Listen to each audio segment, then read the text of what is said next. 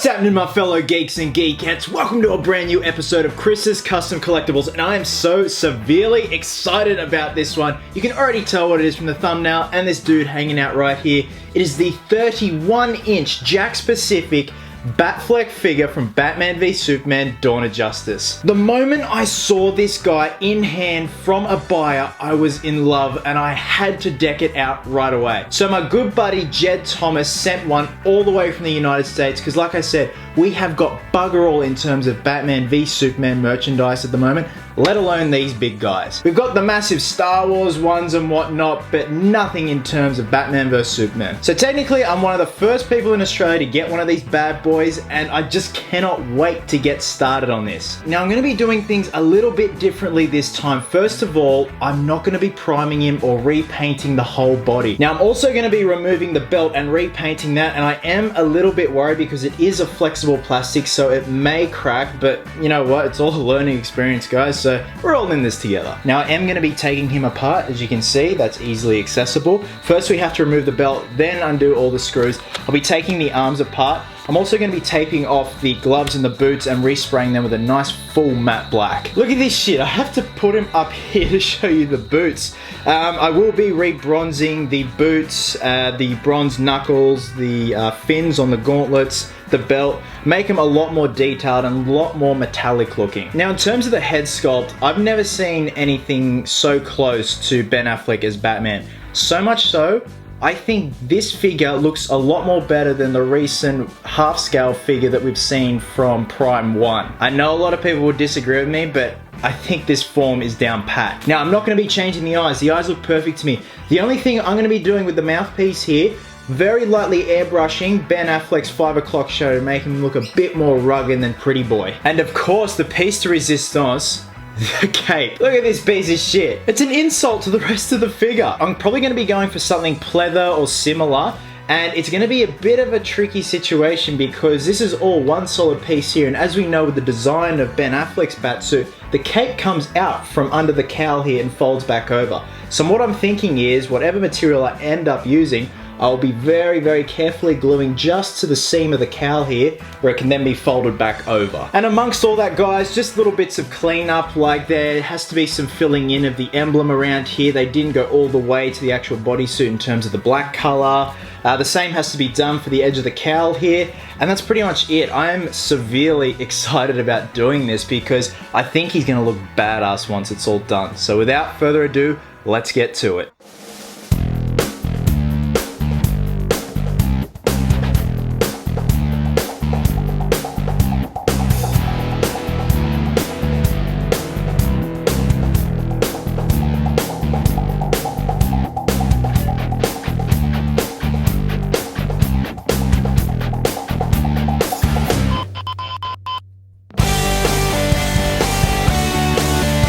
Okay, after all pieces have been taken apart, and trust me, this took a long time, especially getting this fucker off.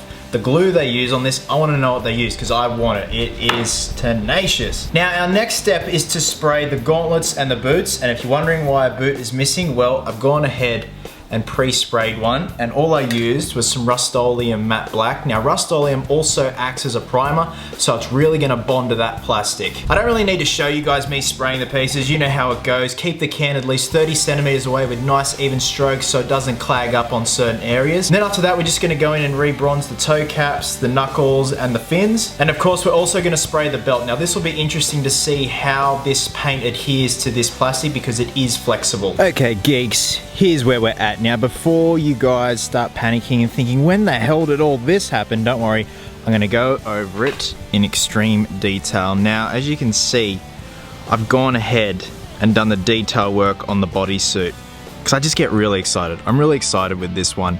And of course, you can guess what I used.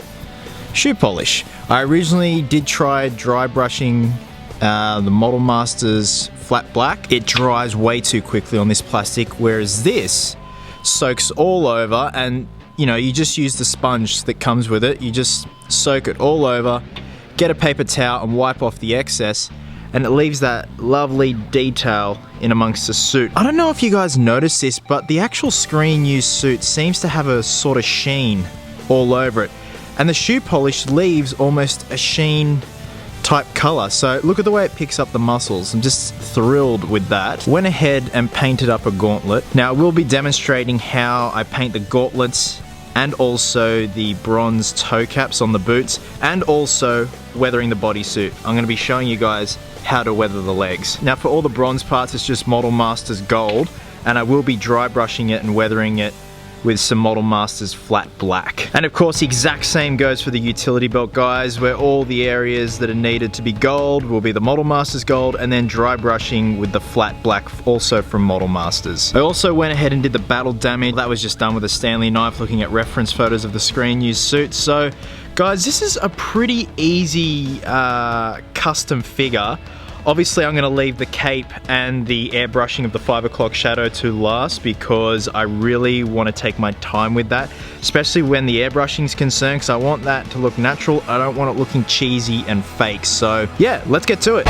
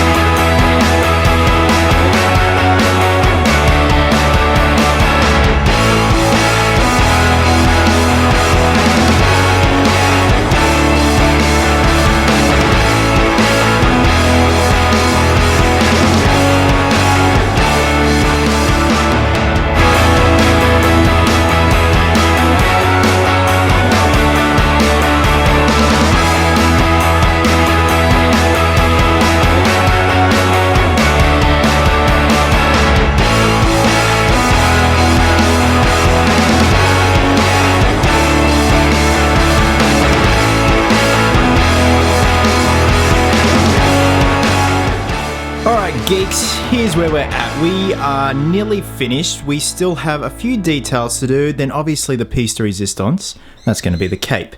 Now if you look at the boots, you'll notice the left one is a much more richer, pristine black, and the right one seems a bit dusty and used. Well, all I did was just spray some baby powder over this one and brush the excess off. And to be honest, I much prefer that look, and that's just me. You guys can do that if you want. It's totally up to you. That's just something I'm going to do.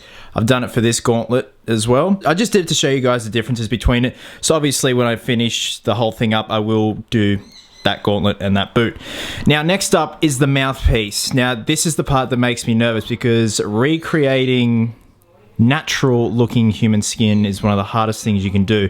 Now the base coat is there. It's got a good form to it in terms of color, but now we've got to go in and make it look a bit more lifelike and give it a bit more personality. And we all know that Ben Affleck has a severe 5 o'clock shadow in that suit, which just looks great. But before we do that, I'm going to be airbrushing just some Tamiya brown ever so lightly around the mouth, excluding the lips, just to give a bit more of a tan look and a bit more of a rough, rugged look. And you do need to experiment on some paper, guys, before you airbrush, because you may end up stuffing it up, and this is the part I'm nervous about. So hopefully, in theory, it works. Okay, the brown layer has now been applied. The camera isn't really picking it up, but I'm definitely happy with how it's turned out. I think I'm going to airbrush the stubble on, and for that, if I can get that focused, I'm just going to be using Tamiya black, and just have a certain setting on your airbrush so that it kind of spits out like 5 o'clock shadow. You just want to be careful, if you are using this method, mind you, you got to be careful that you try not to get anything on the lip. Yeah, you can mask it off. I'm just going to try and be very careful, but the good thing about Affleck is his 5 o'clock shadow is so bad, there's no need to, you know, have a little bit here, then have, you know, bare skin here. He's just bearded all over except for pretty much the corners of the opening of the cowl here. So that is just going to make everything a lot easier. So yeah, I'm pretty happy with the results so far. So this is a one-shot take, you know, you got to get it right. So, and symmetry is the key, guys, so wish me luck.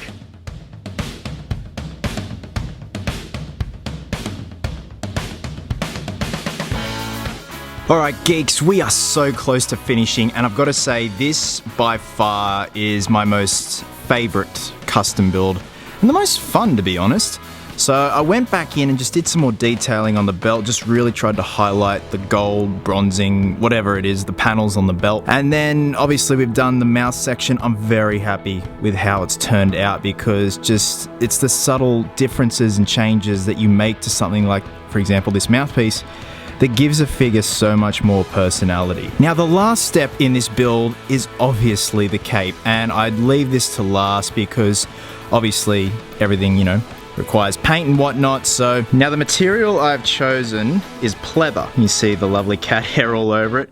Now the downside is this side is obviously beautiful and perfect for what we want, but this side is a little bit different. Now usually I'd go out of my way to find pleather that is like this on both sides, but you know what, I don't have time, and plus this is just a demonstration, guys. This is just the method I'm using. As long as this side will be protruding from the cowl, that's all I want, okay? I'm happy with that. It'll drape over beautifully.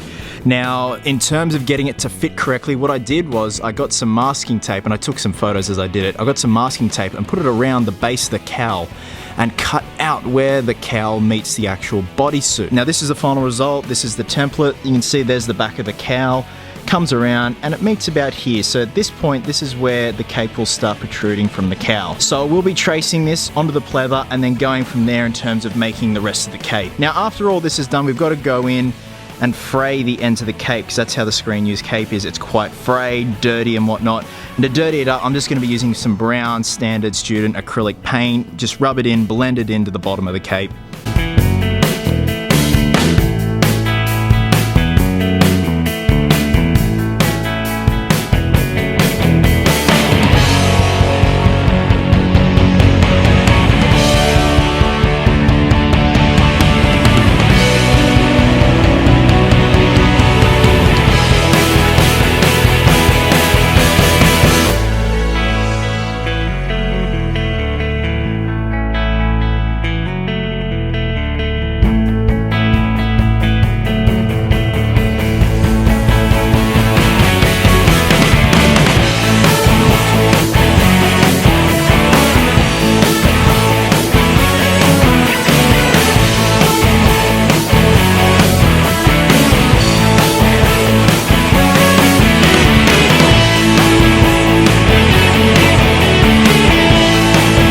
Geeks, the cape has been weathered, as you can see over there.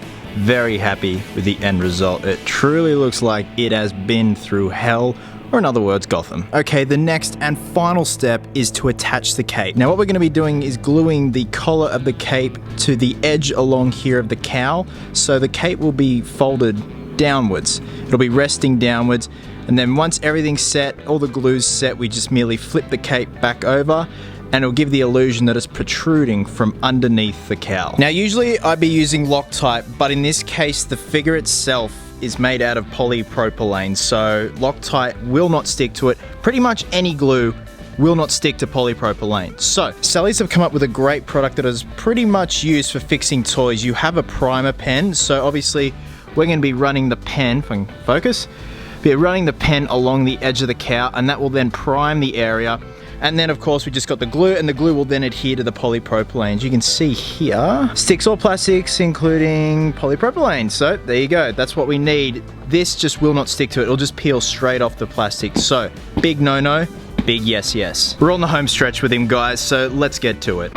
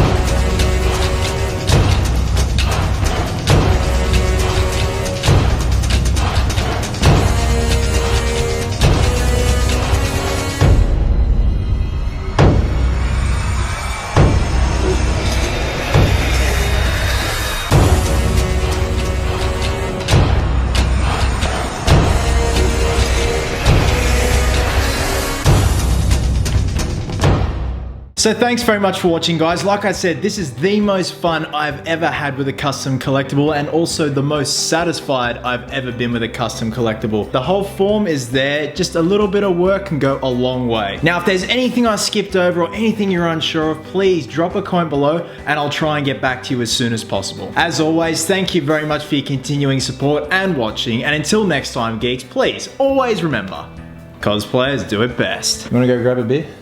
Let's go grab a beer.